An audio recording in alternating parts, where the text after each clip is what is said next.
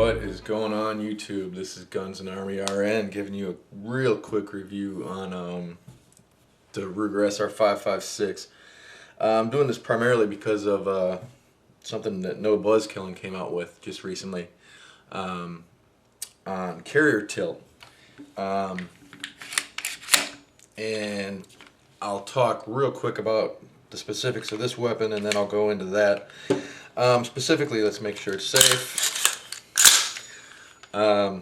With the awesome Infidel dust cover. Anyways, we've got a Nikon 3x12 BDC reticle. They're 223. Awesome scope, works excellent. LaRue Tactical quick release scope mount, which I'll take off real quick just to make things easy for me to show you other stuff. The only thing I don't like about this scope, quite heavy, but you know, at the same time, awesome scope. We've got the I forget who makes this now, the GPS grip pod. Works excellent. I've found it works phenomenal compared to having a bipod and a vertical grip, just for the fact that from a weight saving standpoint, works great. I do like a smaller, stubbier VG, but I have the option of having both here. Saves me some weight and some size. The SR-556 comes with the excellent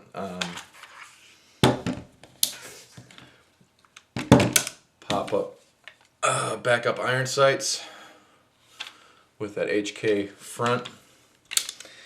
I like them tremendously. Also, what I've replaced on here, if you can see that, I've put in a Timney 3-pound skeletonized trigger. That trigger works phenomenal for me. I like them. I like a single stage versus a double stage. It's just me. Magpul Myad or Miad, whatever you want to call it. Pistol grip. I've swapped out the back end for another Magpul. I prefer this one. It gives me a little bit wider, better cheek weld, a little more solid, holds better. That's really about it. I'm going to replace this flash hider. I do not like this birdcage style flash hider. It just doesn't do it for me. I'm going to go with something that's more of a muzzle brake. Yeah, there you go. Put a muzzle brake on there. I've actually got it. I just need to spin that off. Anyways, NOBUZZKILLIN was talking about issues with carrier tilt.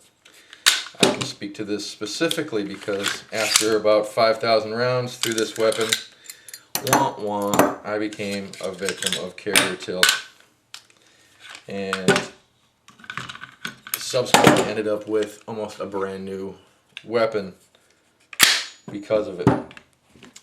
What happens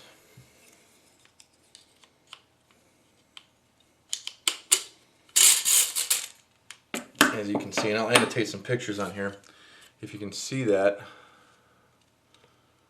Let me get a flashlight here.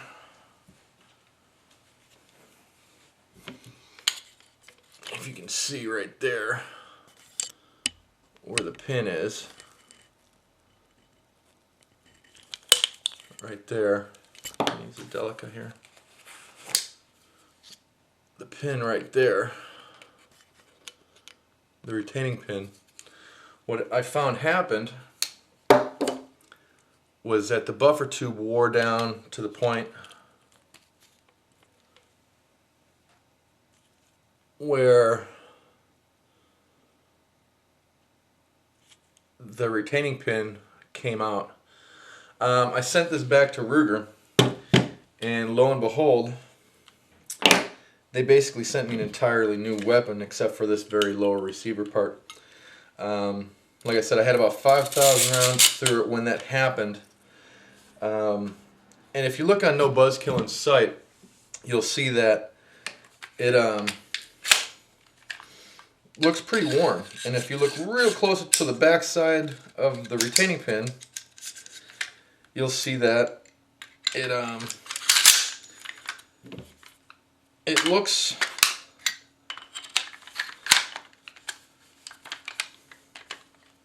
pardon me. used to doing this like this.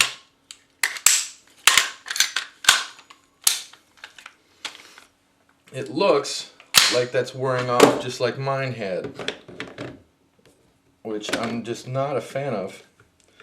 And what he's going to run into is that all of a sudden he's going to have a catastrophic failure. And what happened to me was all of a sudden, obviously the buffer tube goes slamming through everywhere. It basically destroyed the entire weapon on the inside to the point where they sent me a new everything, new barrel.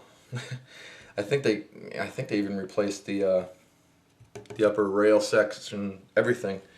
What I got back from them. Now, what the interesting thing is what I got back from them was a completely different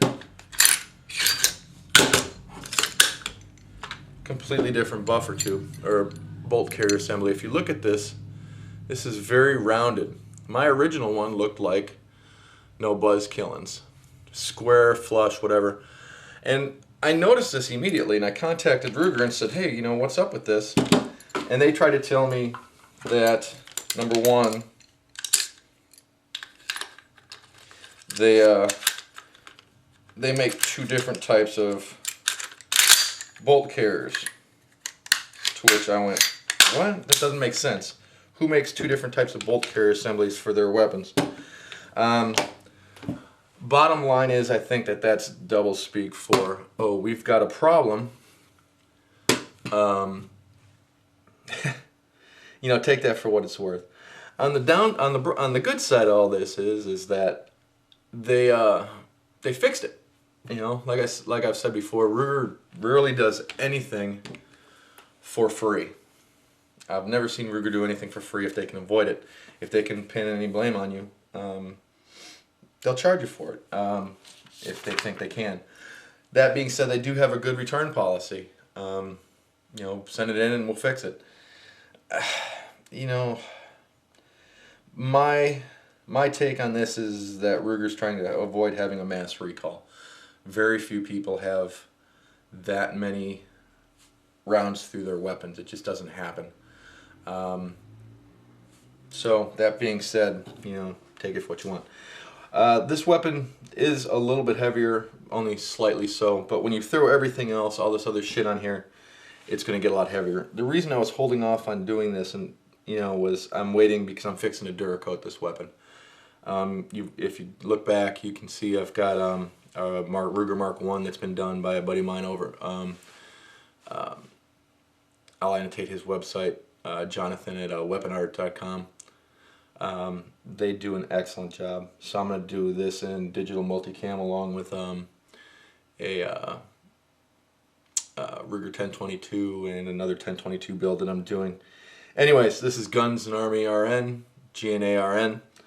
Hope y'all get something out of this. This, like I said, is my Ruger SR-556. It's got about 3,000 rounds through it now since I've got the buffer tube fixed and the bolt carrier assembly and all that replaced. I have not one little bit sign of wear. So looks like Ruger's fixed it. So yeah, you know, I put it in as a new weapon snafu. Quality weapon. I got this for about $1,200. MSRP on this I think is like $19,000. You know, if I'm going to pay $2,000 for a weapon, I'm probably going to go with a Scar Heavy at that point. But anyways, extremely accurate. This is the weapon you saw if you look back on my hog hunt. Yeah, if you got any questions, send them out to me. Otherwise, we'll see you later. Peace. Keep your powder dry. Be safe.